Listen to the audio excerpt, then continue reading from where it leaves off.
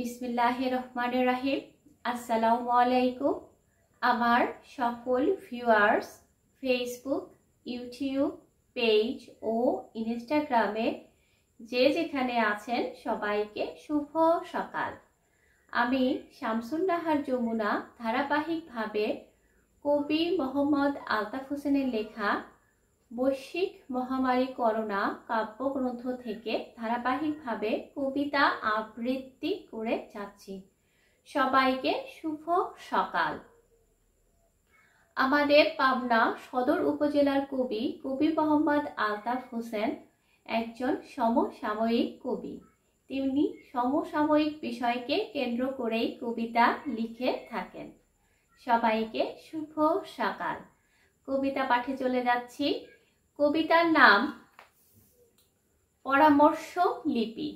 লিখেছেন কবি মোহাম্মদ আলতাফ হোসেন। ভুলতে বড় কষ্ট হয়, তবু ভুলতে হয়। না ভুলে উপায় নাই, তাই তো ভুলতে হয়।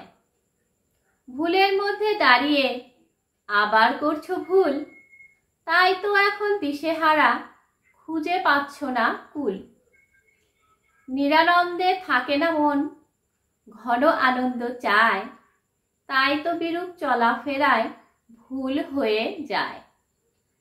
জীবন ছেড়ে সব গেলেও ভুল যায় না, সে ভুলের প্রায়শ্চিত্ত না করলেই না।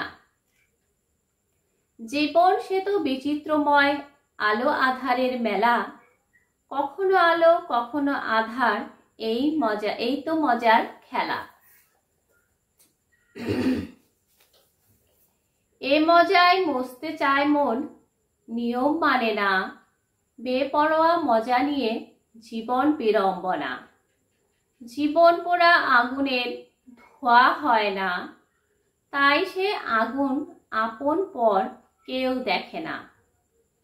সান্ত্বনায় যন্ত্রণা যায়, সান্ত্বনা খুঁজে পাও, সে আগুনে পুড়ছো আজ, সব ভুলে যাও। না পাওয়ার ব্যথা, হারানোর ব্যথা, সবই ভুলে যাও। পিছু ফিরে না তাকিয়ে সামনে আগাও। সব ভুলে যাও, সব ভুলে যাও, ভুলো না কেবল তাকে, চিরঞ্জীব পরম দয়ালু সেই জীবন দাতাকে। সবাইকে শুভ সকাল। আমি কবি মোহাম্মদ আলতাফ হোসেনের লেখা বৈশ্বিক মহামারী করোনা কাব্যগ্রন্থ থেকে আজকে একটি কবিতা আবৃত্তি করলাম। কবিতার নাম ছিল পরামর্শ লিপি।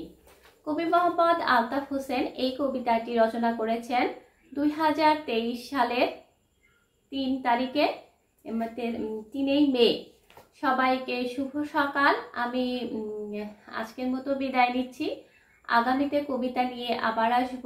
সবাই ভালো থাকেন, সুস্থ থাকেন এবং আমার জন্য দোয়া করবেন, আমিও যেন ভালো থাকি, সুস্থ থাকি। আল্লাহ হাফেজ।